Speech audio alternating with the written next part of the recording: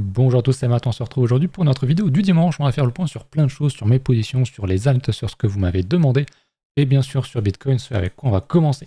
À droite, vous avez le graphique en hebdomadaire, vous savez qu'on s'est quand même bien dégagé maintenant du point pivot annuel, qui est le trait violet. On l'a bataillé dessus, la bataille remportée par le Nord, et historiquement, j'ai déjà expliqué, j'avais fait un short là-dessus, quand on repasse bien au-dessus ou bien au-dessus, bien en dessous du point pivot derrière, ça donne souvent la tendance, donc c'est souvent une très bon signe du coup de close au-dessus. Et on rattaque en plus de ça là l'ATH sur Bitcoin, donc c'est vraiment très très bon. En daily, on voit qu'on est revenu rechercher la grosse résistance, donc pour acheter, c'est pas terrible, mais on voit quelque chose que j'avais quand même plus ou moins expliqué, je sais plus si c'était en short ou autre, mais on voit bien ici. On est sur une grosse résistance, et là aussi, et ben en fait, on a du momentum, on consolide. Globalement, à l'horizontale, on monte, on reconsolide, on est sous résistance et on n'a pas de gros retracement, on laisse personne re-rentrer. Et je pense que voilà, on consolide et que je sais pas, peut-être qu'on va peut-être encore consolider un petit peu, peut-être venir rechercher des plus bas, mais je pense qu'on va aller chercher un ATH sans un grand retracement et qu'on va laisser beaucoup de monde de côté. Au niveau des alts, c'est un peu pareil, mais c'est vrai que Bitcoin quand même marche bien et très parlant de ce point de vue-là, je trouve. Il y a vraiment depuis le bottom, il n'y a aucun retracement. C'est-à-dire que même si tu étais repassé haussier ici, pour rentrer, c'est très compliqué. Et ça, c'est un phénomène qu'on avait expliqué. Il y a beaucoup de monde qui vont être laissés de côté. En plus de ceux qui vont prendre des profits trop tôt, ils ne pourront que très difficilement re-rentrer. Et c'est vraiment psychologiquement très dur, on le sait, je l'avais déjà évoqué. Donc ouais, c'est voilà. Moi, je suis dedans. Enfin, Bitcoin, je suis pas dedans, donc je m'en fous un petit peu. Ce qui m'intéresse, c'est évidemment les alts. On va refaire le point sur Ether, sur les différents indices, on va évidemment parler des positions et tout, mais Ether c'est même combat, et c'est pour ça que je suis rentré tôt, je suis rentré à peu près par ici, après la mèche qu'on avait laissé, le TD9, et pour le coup il a bien pété, pour l'instant il est toujours fort, je doute fortement, je miserai pas en tout cas sur le scénario où on vient rechercher un support par exemple à 2000$ pour rentrer et repartir. Comme Bitcoin, je pense pas qu'on ait des entries aussi obvious, ça peut arriver, ça arrive parfois, mais je pense que comme on l'a beaucoup traîné, comme on l'a vraiment fait perdurer énormément ce range et cette descente, ce retracement, je pense que il y a maintenant un gros momentum qui arrive, et pour rentrer, c'est vraiment compliqué. D'ailleurs, sur Ether, on a le long qui est ici, qui se porte bien. Je vais pas ATP ici, je vais pas prendre des profits trop tôt. Pour moi, ça reste encore trop tôt actuellement. Vous savez que je pense que quand on va arriver dans la zone des 4000, je vais au moins sans doute prendre un petit 10-25% de profit. Je pense toujours que Ether va faire un ATH sur ce cycle, donc passer dans les 5000$. Est-ce qu'il ira à 6000, à 8000, à 10 000? Bon, je vais pas avoir des targets trop hauts, surtout avec un gros long comme ça, mais effectivement, quand on sera à l'ATH un peu au-dessus, un peu en dessous, je vais prendre des profits qui vont être quand même un peu plus massifs, et je sortirai assez rapidement de 50% au moins de la position. Mais pour l'instant, je laisse couler, je ne veux pas rentrer dans ce piège de sortir trop tôt. Je pense vraiment que ça peut être un piège pour beaucoup, et je l'ai vu dans les commentaires ou sur les réseaux. Il y a cette douleur où les gens se disent « Ah, ça remonte enfin, ça, je sors à break-even, ou je suis plus trop en perte, je préfère ça parce que c'est trop douloureux. » Et ça se comprend, mais je pense que ce serait une erreur parce que comme j'ai dit, je pense qu'on peut avoir un gros momentum ici sur les alts et sur BTC qui est, rappelons-le, à la terre, quasiment à la terre. Il y a très peu de choses de faire un nouveau plus haut, donc c'est bullish. On continue de faire un plus haut, c'est juste aussi en fait. Donc il n'y a pas de raison forcément de sortir ici. Voilà un petit peu pour BTC. Et pour Ether, tant qu'on y est, on va faire le point sur... ok, il y a un achat qui est passé sur les alts sur lesquels j'étais rentré en levier. Donc le IO, j'avais montré cette épaule inversée. J'étais rentré un petit peu haut parce que justement je misais pas sur le retest parfait. Bon, on l'a fait, donc très bien. Moi je suis rentré, j'étais rentré à la base un petit peu plus haut, à 1,1 et tout. On voit que mon prix d'achat a diminué, mon prix d'achat moyen. Je suis rentré un petit peu plus sur le rouge, un petit peu en bas aussi, je crois. Donc voilà, je suis un peu dans le rouge, mais rien de fou. C'est encore une fois en daily.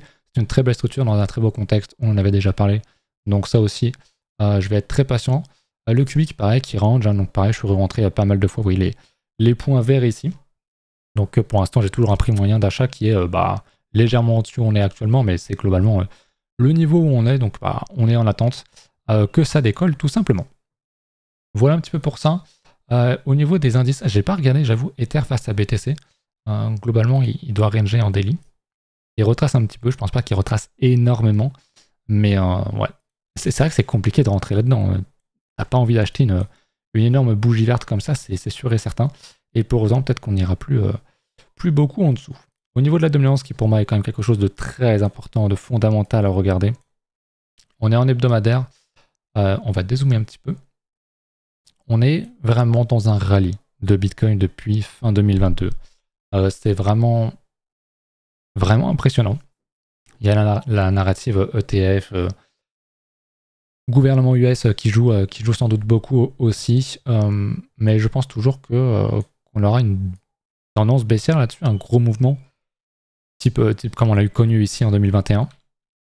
Donc on reste à l'affût, moi j'espère. Je pense aussi que ça peut être ici, parce qu'on a fait déjà un gros mouvement à la baisse avec une déviation. J'espère que ce n'est qu'un retracement auquel on assiste actuellement pour venir confirmer. Et effectivement, confirmer cette tendance à la baisse sur la dominance, ce qui serait forcément très bon pour les alts. Mais pour l'instant, il faut quand même rester très prudent. Là, on parle quand même, quand je dis que je m'attends à un gros mouvement sur les alts, à un gros momentum, c'est vrai, mais à tout moment, ça peut être inversé, annulé. C'est pour ça que je rentre avec des petits leviers et pas partout. Je gère quand même bien mon risque parce que tout peut arriver, bien sûr. Mais voilà, ça reste quand même assez intéressant à suivre. En H4, on voit qu'on consolide. Potentiellement, on a fait notre prise de liquide. On est revenu reprendre tous les plus hauts. On repasse en dessous, donc c'est quelque chose à suivre. Si effectivement on remonte ici, ça serait pas forcément très bon. Maintenant, on peut remonter sur la dominance, c'est-à-dire que Bitcoin explose, mais les alts explosent aussi simplement moins fort, donc la dominance monte.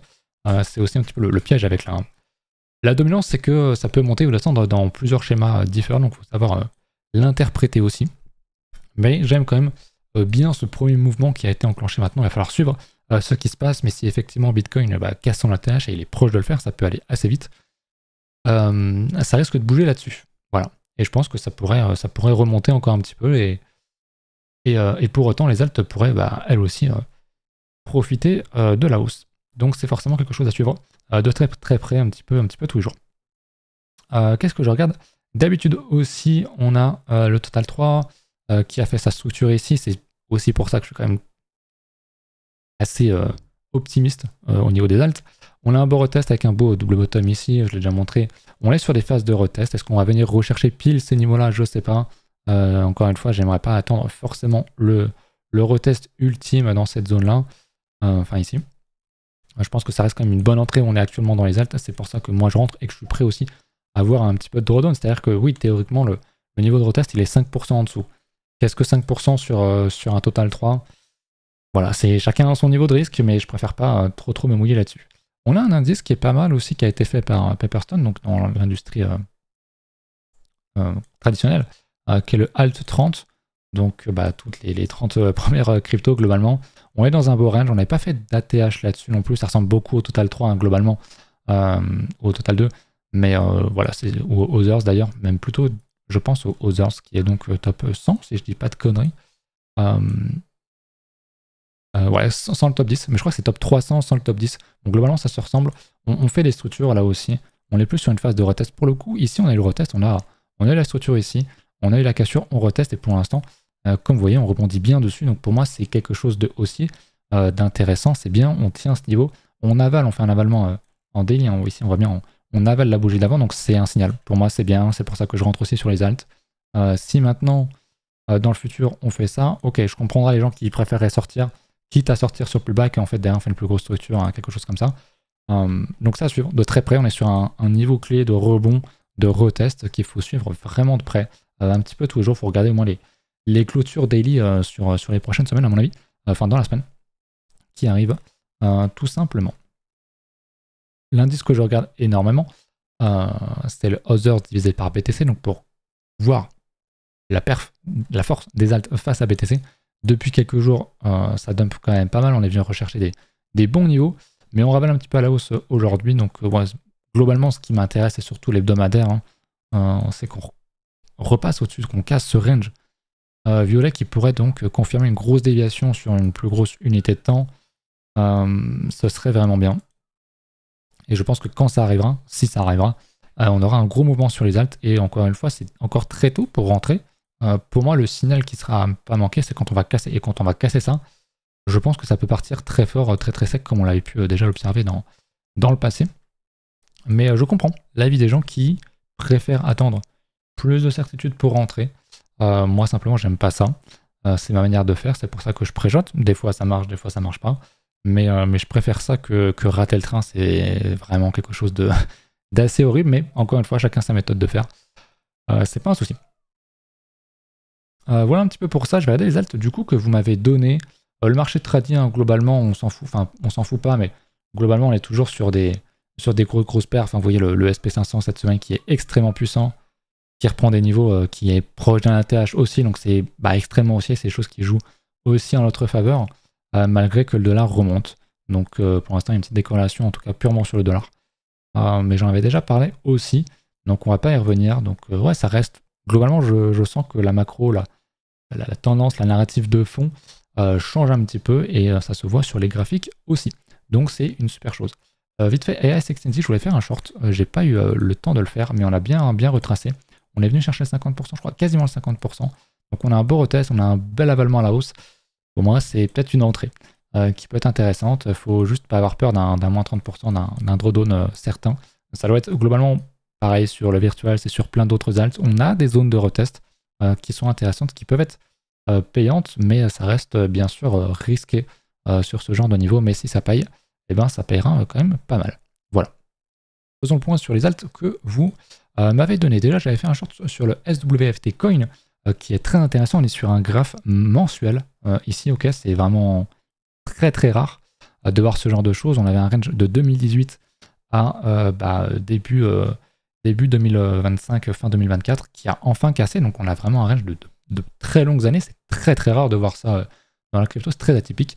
On casse ce range, on reteste. Et pour moi, c'est vraiment le b.a.-ba du chartisme du graphique. Tu retestes, tu payes ce retest. On n'est pas encore parti trop haut.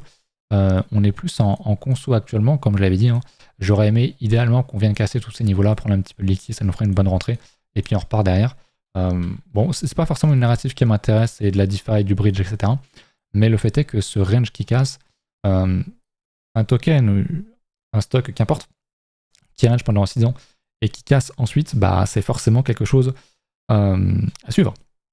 Donc ouais, je sais pas s'il y en a qui connaissent, qui sont dedans ou pas, mais graphiquement, c'est vraiment quelque chose d'extrêmement propre. Voilà. Donc je vous en parle, je vous le montre. Moi, je suis pas dedans, mais j'aime beaucoup. On a ensuite le GRAS qu'on avait déjà évoqué dans le passé. Également, on va regarder en hebdomadaire, mais je crois qu'on avait déjà fait le point là-dessus. On a potentiellement un gros double bottom, comme ceci. Ok. Donc c'est un potentiel, on l'a pas, donc on n'achète pas ici en se disant ah il y a un double bottom, j'achète. Non. Je dis bien potentiel, c'est-à-dire que tant qu'on ne fait pas ça, il n'y en a pas. Par contre, il y a ce phénomène de petit double bottom dans ce qui pourrait être un plus gros. Et ça, c'est intéressant. Et là, on vient de le valider. Donc là, théoriquement, il y a un achat. Parce que tu as un double bottom, tu as une structure en plus de ça, une structure théorique plus grande. Et c'est super, on voit très bien qu'il y avait un très beau retest. Ok, donc on a la structure ici. On casse, on reteste, on repart. Pour moi, c'est propre. Le GRAS, c'est très très bien. C'est déjà une grosse crypto. Je crois que je l'avais encore par ici. Voilà, c'est quand même déjà 150e en termes de market cap. On est à 500 millions de market cap, quasiment 600. Ça ne veut pas dire que c'est mal ou quoi. Théoriquement, plus un actif est capitalisé, moins il est risqué.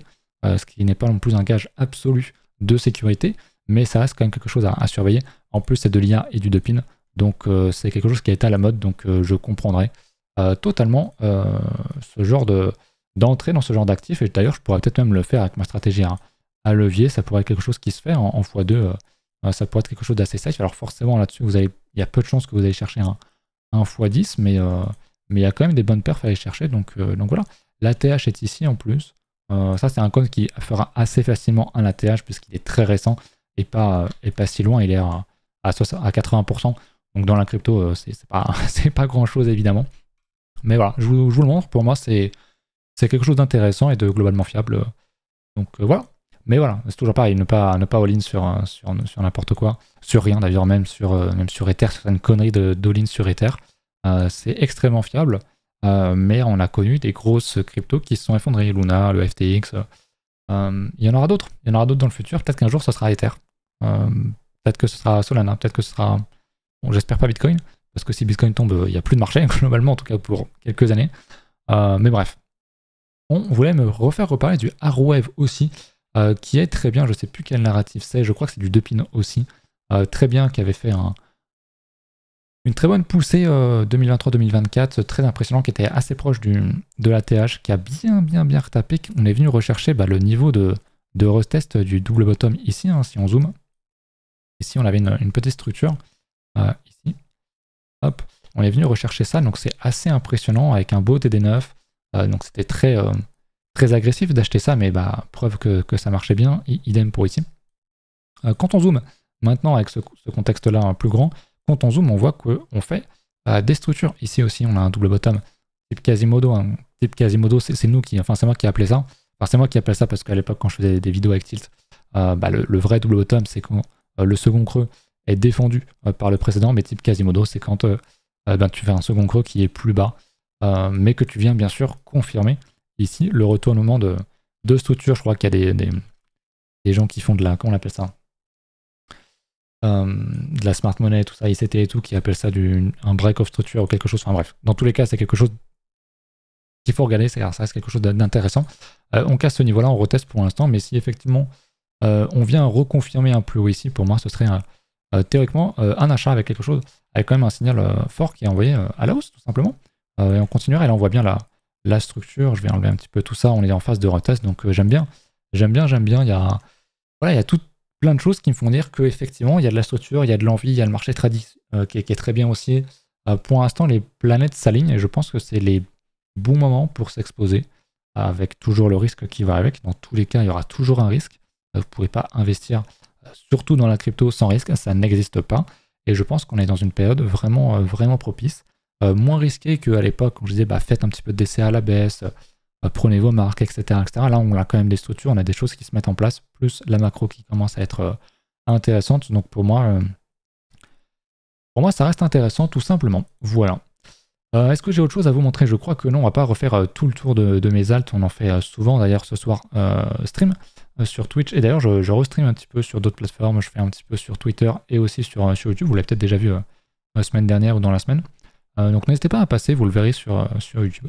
Je me remets un petit peu dans les lives avec un petit peu sur différentes plateformes. En plus, j'ai pu merge un petit peu le chat, donc j'ai tout au même endroit, c'est assez pratique. Donc voilà, on va essayer de faire ça. Venez, on analysera vos alts, on va regarder un petit peu la clôture sur BTC en hebdomadaire. J'ai pas trop regardé ni en mensuel d'ailleurs. Mais en hebdomadaire, ça reste très bien. On avait un retest début de semaine et hop, on ravale tout fin de semaine. C'est quelque chose qui est aussi quelque chose qu'on fait souvent en fin de bougie, que ce soit hebdomadaire, daily, 5 minutes, c'est souvent quelque chose qui est fort. Et d'ailleurs, je me demande si on n'a pas une clôture hebdomadaire plus élevée, la plus haute de tous les temps. Donc là aussi, c'est quelque chose qui parle. Donc oui, c'est très dossier ce qui se passe sur la crypto actuellement. Voilà. Je vous laisse là-dessus. N'hésitez pas à mettre un petit commentaire, à me souhaiter bon anniversaire, puisque c'est mes 30 ans aujourd'hui. Et puis à venir ce soir en live sur les réseaux, ça serait sympa. Et puis voilà, à plus.